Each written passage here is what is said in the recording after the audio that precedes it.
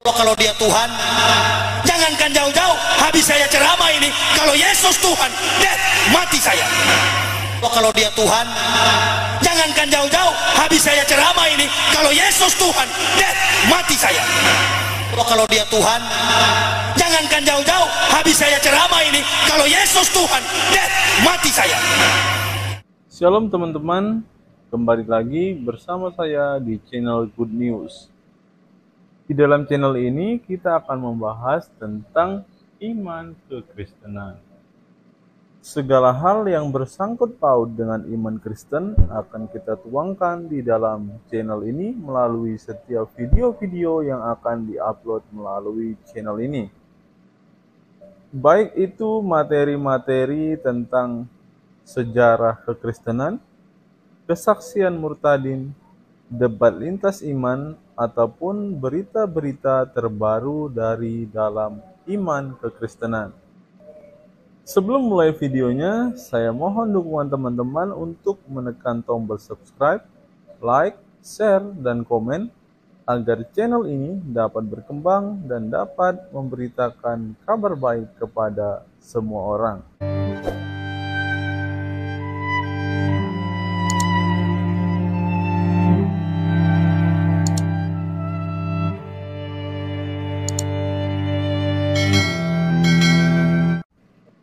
Sebelum mulai video ini, ada baiknya teman-teman menyeduh kopi terlebih dahulu, agar dalam menyaksikan setiap video dari dalam channel ini, teman-teman tidak mengantuk, dan teman-teman bisa fokus untuk menyimak setiap video-video yang akan diupload melalui channel ini.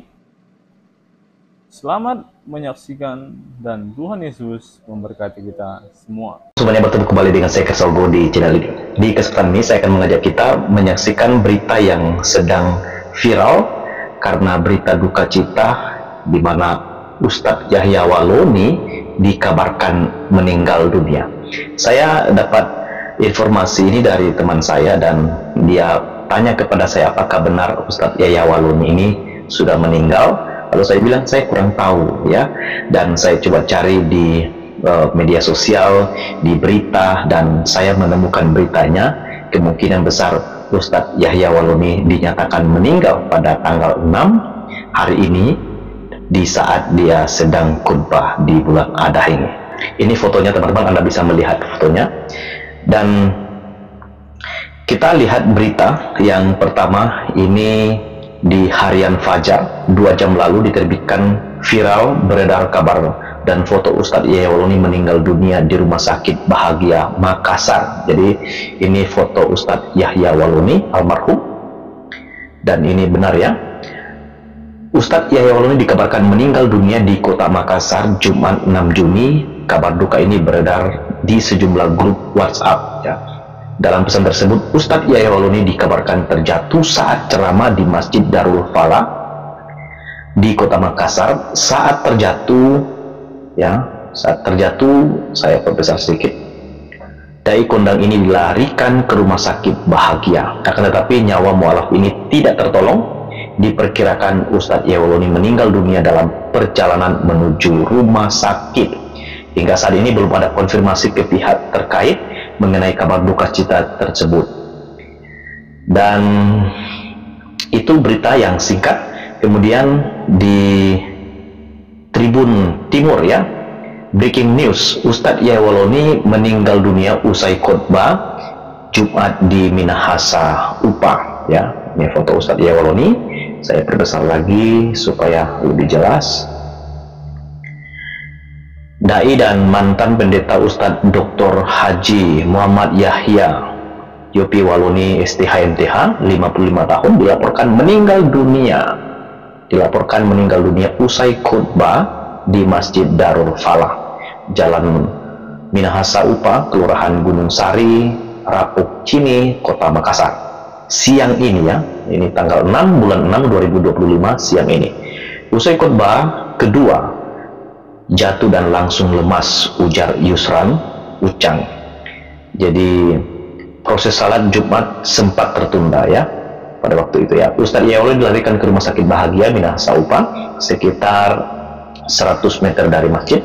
Kabar wafatnya kelahiran Minahasa ini menghebohkan warga, apalagi masih dalam suasana Idul Adha. Ya, itu berita singkatnya teman-teman. Dan satu lagi dari Detik Sulsel, Ustadz Yahya Waluni meninggal saat khotbah Jumat di Masjid Makassar. Ya, Ustadz Muhammad Yahya Waluni meninggal dunia saat menyampaikan khotbah salat Jumat di Kota Makassar, Sulawesi Selatan. Ustadz yang dikenal karena latar belakangnya sebagai mantan pendeta itu disebut tiba-tiba terduduk di atas mimbar. Ya, Ustadz Yahya Waluni meninggal saat bawakan khotbah.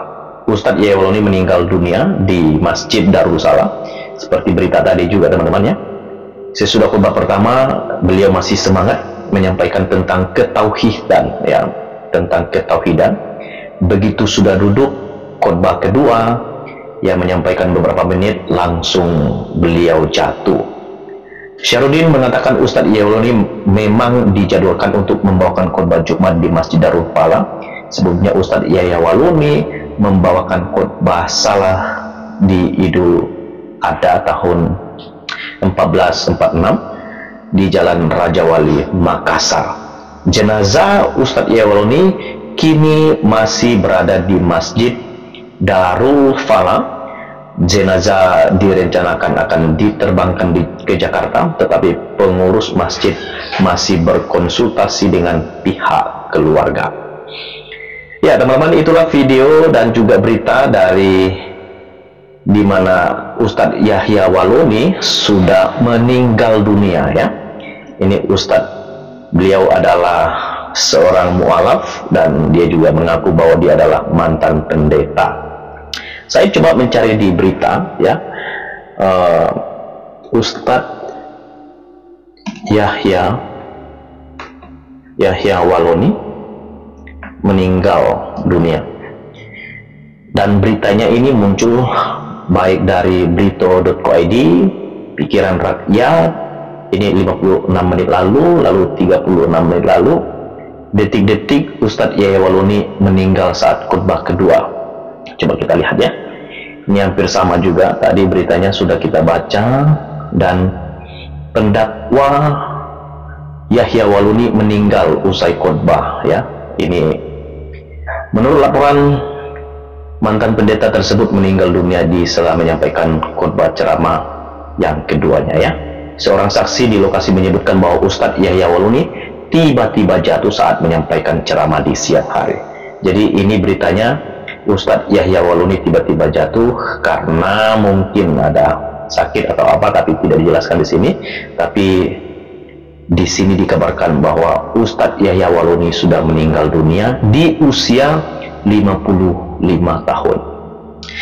Jadi teman-teman, itu berita yang ingin saya sampaikan kepada kita untuk berita duka di mana Ustadz Yahya Waluni telah meninggal dunia. Apa yang mau kita sampaikan di dalam pesan ini? Tentu kita sebagai manusia, sesama manusia yang dicipta oleh Tuhan, kita berduka karena tentu keluarga pasti sangat sedih.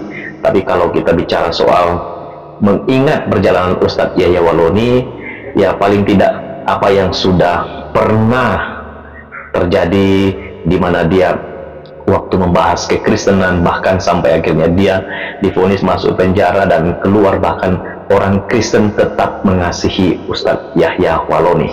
Berita duka cita ini kiranya boleh menjadi berita duka cita bagi semua keluarga, dan kita ucapkan turut berduka cita, dan tentu menjadi pelajaran penting bagi kita sebagai sesama manusia untuk saling mengasihi ya, satu dengan yang lain. Walaupun kita tahu Ustadz Yahya Waluni sangat keras waktu dia bicara tentang kekristenan, tapi di sini saya ingin mengatakan turut berduka cita kepada keluarga yang ditinggalkan.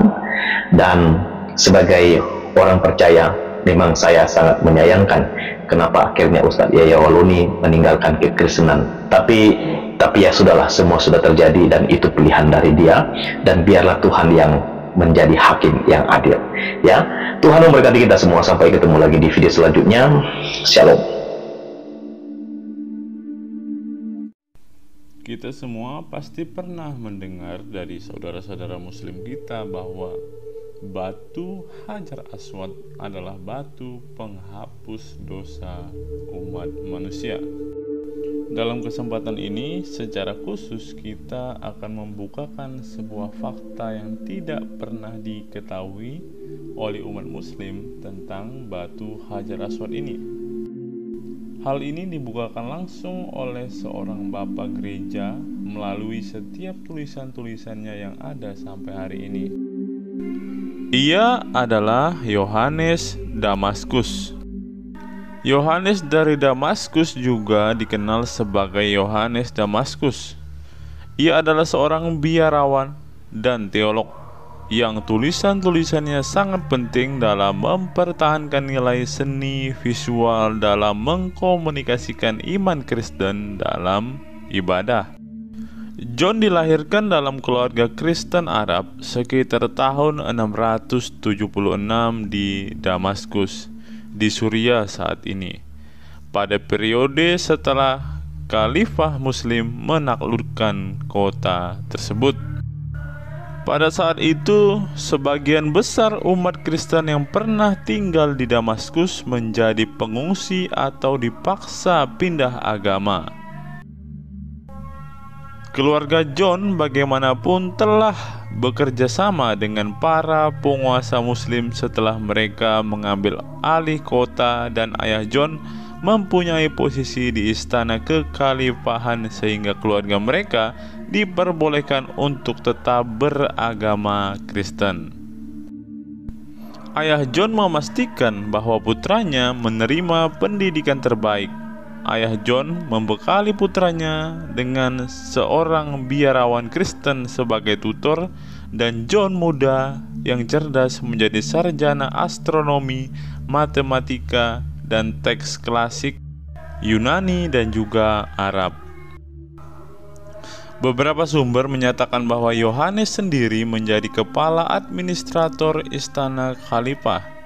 Akhirnya, John menyerahkan kehidupannya di istana dan pergi ke Yerusalem untuk menjadi pendeta biarawan di biara Marsaba di luar Yerusalem.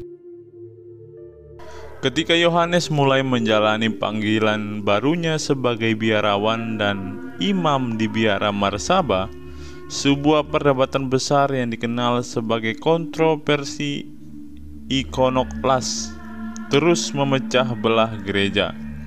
Kaisar Leo III mengeluarkan dekret yang melarang penggunaan gambar. Yohanes menulis dengan penuh semangat mendukung penggunaan gambar dan mendorong umat Kristen awam untuk terus menggunakannya, yang bertentangan dengan dekret kaisar. Risalah Yohanes merupakan pembelaan yang indah terhadap teologi inkarnasi dan pentingnya imajinasi dalam mengembangkan iman kepada Kristus. John menuliskan bahwa seni cocok untuk menggambarkan Tuhan yang menjadi manusia.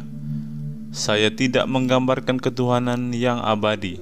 Saya melukis daging Tuhan yang terlihat, karena tidak mungkin untuk mewakili roh, apalagi Tuhan yang memberi nafas kepada roh. Ketika yang tak terlihat menjadi terlihat dalam daging, kamu kemudian dapat menggambar kemiripan wujudnya. Memang benar saya tidak menyembah materi, tulis Yohanes. Saya menyembah Tuhan materi yang menjadi urusan demi aku. Jangan meremehkan materi, karena materi tidak tercela. John melanjutkan dengan membahas imajinasi manusia, pikiran yang diarahkan untuk melampaui hal-hal jasmani tidak mampu melakukannya. Untuk hal-hal yang tidak terlihat dari Tuhan sejak penciptaan dunia adalah dibuat terlihat melalui gambar. Imajinasi menjangkau ke arah Tuhan, namun perlu keimanan, perlu kasih karunia untuk menerima gambaran dari Tuhan sendiri yang Tuhan hadirkan kepada manusia. Dan gambar penting untuk memicu imajinasi, karena gambar berbicara kepada penglihatan seperti kata-kata kepada telinga. Gambar membawa pemahaman.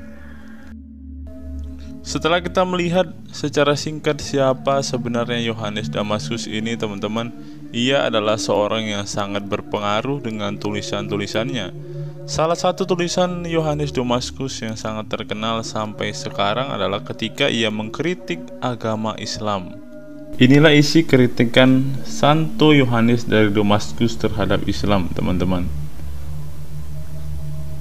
Ada juga tahayul kaum Ismail yang sampai hari ini masih berlaku dan membuat manusia terus berbuat salah karena merupakan cikal bakal antikristus. Mereka adalah keturunan Ismail yang lahir dari Abraham dari Agar, dan karena alasan inilah mereka disebut Agareni dan Ismail. Mereka juga disebut Saracen yang berasal dari Sara Kenoi atau miskin Sara. Karena apa yang dikatakan Agar kepada malaikat, Sara telah menyuruhku pergi dalam kemiskinan. Mereka dulunya adalah penyembah berhala, menyembah bintang pagi dan Aprodit yang dalam bahasa mereka disebut kabar yang artinya agung. Dan sampai zaman Heraklius mereka adalah penyembah berhala yang sangat besar. Sejak saat itu hingga saat ini seorang nabi palsu bernama Muhammad telah muncul di tengah-tengah mereka. Orang ini setelah secara kebetulan menemukan perjanjian lama dan perjanjian baru, dan juga setelah berbincang dengan seorang biarawan Aryan, merancang ajaran sesatnya sendiri. Kemudian setelah menyindir dirinya sendiri ke dalam kebaikan orang-orang dengan menunjukkan kesalehan, dia, Muhammad, menyampaikan bahwa sebuah kitab tertentu telah diturunkan kepadanya dari surga. Dia telah menuliskan beberapa komposisi konyol dalam bukunya ini, dan dia memberikannya kepada mereka sebagai objek penghormatan. Dia mengatakan bahwa hanya ada satu Tuhan, pencipta segala sesuatu, yang tidak dilahirkan dan tidak diperanakan. Dia mengatakan bahwa Kristus adalah firman Allah dan rohnya, tetapi ia adalah makhluk dan hamba, dan bahwa ia dilahirkan tanpa benih dari Maria, saudara perempuan Musa dan Harun. Sebab katanya, firman Tuhan dan roh masuk ke dalam Maria, dan dia melahirkan Yesus, yang adalah seorang nabi dan hamba Tuhan. Dan dia mengatakan bahwa orang-orang Yahudi ingin menyalibkan dia dengan melanggar hukum, dan bahwa mereka mengambil bayangannya dan menyalibnya. Namun Kristus sendiri tidak disalib, katanya, dan dia juga tidak mati karena Allah, karena kasihnya kepadanya, membawa dia ke surga. Dan dia mengatakan ini, bahwa ketika Kristus telah naik ke surga, Tuhan bertanya kepadanya, "Ya Yesus, apakah engkau berkata, Akulah anak Tuhan dan Tuhan?" Dan Yesus katanya menjawab, "Kasihanilah aku Tuhan. Engkau tahu bahwa aku tidak mengatakan ini, dan bahwa aku tidak mencemooh menjadi hambamu. Tetapi orang-orang berdosa telah menulis bahwa saya membuat pernyataan ini, dan mereka telah berbohong tentang saya dan melakukan kesalahan." Dan Tuhan menjawab dan berkata kepadanya, "Aku tahu bahwa kamu tidak mengucapkan ini. Masih banyak hal lain yang luar biasa dan cukup menggelikan dalam buku ini yang ia banggakan diturunkan kepadanya dari Tuhan. Namun ketika kita bertanya, dan siapakah yang bisa bersaksi bahwa Allah memberinya kitab itu? Dan nabi manakah yang meramalkan bahwa nabi seperti itu akan bangkit? Ya, mereka bingung. Dan kami mencatat bahwa Musa menerima hukum dari Gunung Sinai dengan Tuhan menampakkan diri di hadapan semua orang dalam awan, api, kegelapan, dan badai. Dan kami mengatakan bahwa semua nabi mulai dari Musa dan seterusnya menubuatkan tentang kedatangan Kristus dan bagaimana Kristus Allah dan inkarnasi Allah akan datang dan disalibkan dan mati dan bangkit kembali, dan bagaimana dia, Muhammad, akan menjadi hakim atas dunia, hidup dan mati. Lalu ketika kami berkata, mengapa nabimu itu tidak datang dengan cara yang sama? Dan ada orang lain mengatakan yang menjadi saksinya, dan bagaimana mungkin Allah di hadapanmu tidak memberikan kepada orang ini kitab yang kamu rujuk, padahal dia memberikan hukum kepada Musa dengan orang-orang melihatnya dan gunung berasap, agar kamu pun dapat yakin. Mereka menjawab bahwa Tuhan melakukan apa yang dia kehendaki. Ini kami berkata, kami tahu, tapi kami bertanya bagaimana kitab itu sampai kepada Nabi Anda. Kemudian mereka menjawab bahwa kitab itu diturunkan kepadanya ketika dia sedang tidur. Kemudian kami dengan bercanda mengatakan kepada mereka bahwa selama ini dia menerima buku itu dalam tidurnya dan benar-benar merasakan pengoperasiannya. Maka pepatah populer berlaku padanya yang berbunyi, kamu membuatku bermimpi. Ketika kami bertanya lagi, bagaimana mungkin ketika dia memerintahkan dalam kitabmu ini untuk tidak melakukan apapun atau menerima apapun tanpa saksi? Kamu tidak bertanya kepadanya. Pertama-tama, tunjukkan kepada kami dengan saksi bahwa kamu adalah seorang nabi dan bahwa kamu datang dari Allah, dan tunjukkan kepada kami kitab suci mana yang memberi kesaksian tentang kamu. Mereka merasa malu dan tetap diam. Kemudian kami melanjutkan, meskipun Anda tidak boleh menikahi seorang istri tanpa saksi, atau membeli atau memperoleh properti, meskipun kamu tidak menerima seekor keledai atau memiliki seekor binatang beban dan tanpa kamu saksikan, dan meskipun kamu memiliki istri, harta benda, keledai, dan sebagainya melalui para saksi, namun hanya keimananmu dan kitab sucimu saja yang kamu anggap tidak dibuktikan oleh para saksi. Sebab orang yang mewariskan ini kepadamu tidak mempunyai jaminan dari sumber manapun, dan tidak ada seorang pun yang diketahui memberi kesaksian tentang dia sebelum dia datang. Sebaliknya, dia menerimanya ketika dia sedang tidur.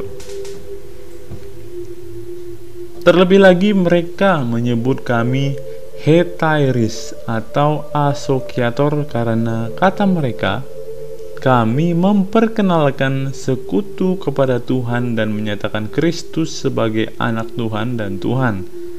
Kami berkata kepada mereka dengan nada gembira, para nabi dan kitab suci telah menyampaikan hal ini kepada kami, dan kalian, sebagaimana kalian bersikeras menerima para nabi. Jadi jika kita salah menyatakan Kristus sebagai anak Allah, maka merekalah yang mengajarkan hal ini dan meneruskannya kepada kita. Namun sebagian dari mereka mengatakan bahwa ini adalah salah penafsiran yang membuat kami menggambarkan para nabi dengan mengatakan hal-hal seperti itu. Sementara yang lain mengatakan bahwa orang-orang Ibrani membenci kami dan menipu kami dengan menulis nama para nabi sehingga kami bisa tersesat. Dan sekali lagi, Kami berkata kepada mereka, selama Anda mengatakan bahwa Kristus adalah firman Tuhan dan roh, mengapa Anda menuduh kami sebagai hetarias? Karena kata dan roh tidak dapat dipisahkan dari keberadaannya secara alami. Oleh karena itu, jika firman Tuhan ada di dalam Tuhan, maka jelas dialah Tuhan.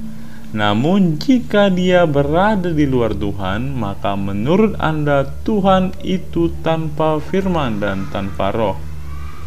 Akibatnya, dengan menghindari perkenalan dengan Tuhan, Anda telah memutilasi dia. Lebih baik bagi Anda mengatakan bahwa dia mempunyai sekutu daripada memutilasinya. Seolah-olah Anda sedang berhadapan dengan batu, kayu, atau benda mati lainnya. Jadi Anda berbicara tidak benar ketika Anda menyebut kami hetairis. Kami membalas dengan menyebutmu mutilator Tuhan. Mereka selanjutnya menuduh kami sebagai penyembah berhala, karena kami menghormati salib yang mereka benci. Dan kami menjawab mereka, kalau begitu, bagaimana mungkin kamu mengosongkan dirimu dan pada batu Ka'bahmu, lalu mencium dan memeluknya? Lalu ada pula yang mengatakan bahwa Ibrahim mempunyai hubungan dengan Agar di atasnya. Namun ada pula yang mengatakan bahwa ia mengikat unta di sana ketika hendak menyembelih Ishak. Dan kami menjawab mereka, karena kitab suci mengatakan bahwa gunung itu berhutan dan terdapat pohon-pohon dari Abraham menebang kayu untuk bencana itu dan menaruhnya di atas Ishak. Dan kemudian ia meninggalkan keledainya bersama kedua pemuda. Mengapa bicara omong kosong? Karena di tempat itu tidak rimbun dengan pepohonan dan tidak ada jalan bagi keledai. Dan mereka malu, namun mereka tetap menegaskan bahwa batu itu adalah milik Abraham. Lalu kita berkata, biarlah itu menjadi milik Abraham, seperti yang kamu katakan dengan bodohnya. Lalu hanya karena Abraham bersetubuh dengan seorang wanita atau mengikatkan seekor unta padanya, kamu tidak malu untuk menciumnya? Namun kamu menyalahkan kami karena menghormati salib dan dengan kuasa setan dan tipu daya iblis telah dihancurkan. Batu yang mereka bicarakan ini adalah kepala Afrodit yang biasa mereka sembah dan mereka sebut kabar. Bahkan saat ini bekas ukiran tersebut masih terlihat jelas oleh pengamat yang cermat. Seperti yang telah diceritakan, Muhammad ini menulis bahwa buku konyol yang masing-masing bukunya diberi judul. Misalnya ada buku On Woman yang di dalamnya ia dengan jelas membuat ketentuan hukum untuk mengambil 4 istri dan jika mungkin 1000 selir sebanyak yang dapat dihidupi oleh seseorang selain 4 istri yang sudah dimilikinya. Beliau juga menjadikan sah untuk menceraikan istri manapun yang diinginkan seseorang dan jika seseorang menghendakinya mengambil istri lain dengan cara yang sama. Muhammad mempunyai seorang teman bernama Zaid. Pria ini mempunyai istri cantik dan membuat Muhammad jatuh cinta. Suatu kali, ketika mereka sedang duduk bersama, Muhammad berkata, "Oh, ngomong-ngomong, Tuhan telah memberitahukanku untuk mengambil istrimu." Yang lain menjawab, "Kamu adalah seorang rasul. Lakukan seperti yang diperintahkan Tuhan kepadamu dan ambillah istriku." Sebaliknya, untuk menceritakan kisahnya dari awal, dia berkata kepadanya, Tuhan telah memberiku perintah agar kamu menceraikan istrimu dan menyingkirkannya. Lalu beberapa hari kemudian, sekarang dia berkata, Tuhan telah memberitahuanku untuk membawanya. Kemudian setelah laki-laki itu mengambil istrinya dan berzina dengannya, dia membuat peraturan ini. Hendaklah dia yang menceraikan istrinya, dan jika setelah menceraikannya dia kembali kepadanya, biarlah orang lain mengawininya, sebab tidak halal mengambilnya, kecuali ia telah dinikahkan oleh orang lain. Terlebih lagi, jika seseorang lelaki menceraikan istrinya, biarlah saudara laki-lakinya menikahinya jika ia menghendakinya. Dalam buku yang sama, ia memberikan ajaran seperti ini: kerjakanlah tanah yang diberikan Tuhan kepadamu dan percantiklah, dan lakukanlah ini dan lakukanlah dengan cara demikian, tidak mengulangi semua perbuatan cabul yang telah ia lakukan. Lalu ada juga buku Unta Tuhan. Tentang unta ini dia mengatakan bahwa unta itu datang dari Tuhan, dan ia meminum seluruh sungai dan tidak dapat melewati 2 gunung karena tidak ada cukup ruang. Ada orang-orang di tempat itu, katanya, dan mereka biasa meminum air tersebut pada suatu hari, sedangkan unta akan meminumnya pada hari berikutnya. Terlebih lagi, dengan meminum air tersebut dia memberi mereka makanan, karena dia memberi mereka susu bukan air. Kemudian karena orang-orang ini jahat, mereka bangkit, katanya, dan membunuh unta itu. Namun ia mempunyai keturunan seekor unta kecil yang katanya ketika induknya tidak disingkirkan, berseru kepada Tuhan dan Tuhan membawanya ke tempatnya. Lalu kami bertanya kepada mereka, dari mana datangnya unta itu? Dan mereka bilang, itu dari Tuhan. Lalu kita bertanya, apakah ada unta lain yang berpasangan dengan unta ini? Dan mereka berkata, tidak. Lalu bagaimana, kata kita, itu dilahirkan? Sebab kami melihat bahwa untamu tidak mempunyai ayah, ibu, dan silsilah, dan anak yang melahirkannya menderita kemalangan. Juga tidak jelas siapa yang membesarkannya, dan juga unta kecil ini diangkat. Jadi mengapa nabi Anda yang menurut apa yang Anda katakan Tuhan berbicara kepadanya tidak mengetahui tentang unta di mana ia merumput dan apa yang memperoleh susu dan memerahnya? Atau mungkinkah dia seperti ibunya bertemu dengan orang jahat dan hancur? Atau apakah dia masuk surga sebelum kamu agar kamu mendapat sungai susu yang kamu bicarakan dengan bodohnya? Karena Anda mengatakan bahwa Anda memiliki 3 sungai yang mengalir di surga, 1 berisi air, 1 berisi anggur, dan 1 lagi berisi susu.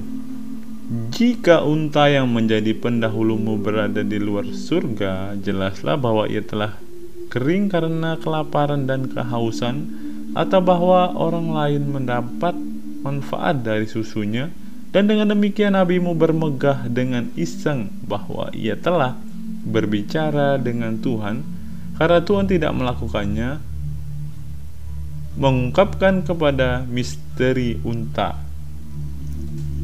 Namun jika dia di surga, dia masih minum air, dan kamu karena kekurangan air akan mengering di tengah surga kenikmatan. Dan jika karena tidak ada air, karena unta telah meminum semuanya, kamu haus akan anggur dari sungai anggur yang mengalir. Kamu menjadi mabuk karena meminum anggur murni, dan pingsan karena pengaruh minuman keras dan tertidur. kemudian menderita kepala berat setelah tidur dan sakit karena anggur. Anda akan kehilangan kenikmatan. Lalu bagaimana mungkin nabimu tidak berpikir bahwa hal ini mungkin terjadi padamu di surga kesenangan? Dan tidak pernah tahu apa tujuan unta itu sekarang. Namun kamu bahkan tidak menanyakannya. Ketika dia menyampaikan kepadamu mimpinya tentang 3 sungai, kami dengan jelas meyakinkan Anda bahwa unta Anda yang luar biasa ini telah mendahului Anda ke dalam jiwa-jiwa keledai ke tempat di mana Anda seperti binatang ditakdirkan untuk pergi, dan ada kegelapan luar dan hukuman kekal, api yang menderu-deru, cacing-cacing yang tidak bisa tidur, dan setan-setan neraka. Sekali lagi dalam buku The Table, Muhammad mengatakan bahwa Kristus meminta suatu meja kepada Tuhan dan meja itu diberikan kepadanya. Sebab Allah katanya berfirman kepadanya, "Aku telah memberikan kepadamu dan kepada sebuah meja yang tidak fana." Dan lagi dalam buku The Heifer, dia mengatakan beberapa hal bodoh yang menggelikan lainnya, yang karena jumlahnya yang banyak menurut saya harus diabaikan. Ia menetapkan suatu hukum bahwa mereka harus disunat dan juga para wanita. Ia memerintahkan mereka untuk memelihara hari Sabat dan tidak dibaptis. Dan meskipun beliau memerintahkan mereka untuk memakan beberapa makanan yang dilarang oleh hukum, beliau memerintahkan mereka untuk menjauhkan diri dari makanan lainnya. Beliau juga melarang keras minum arak. Dan ini adalah beberapa catatan kaki yang bisa teman-teman cross-check kebenarannya untuk membuktikan semua hal yang telah ditulis oleh Yohanes Damaskus ini, teman-teman. Apa pendapat teman-teman setelah menyimak tulisan dari Yohanes Damaskus ini? Silakan teman-teman tulis di kolom komentar video ini.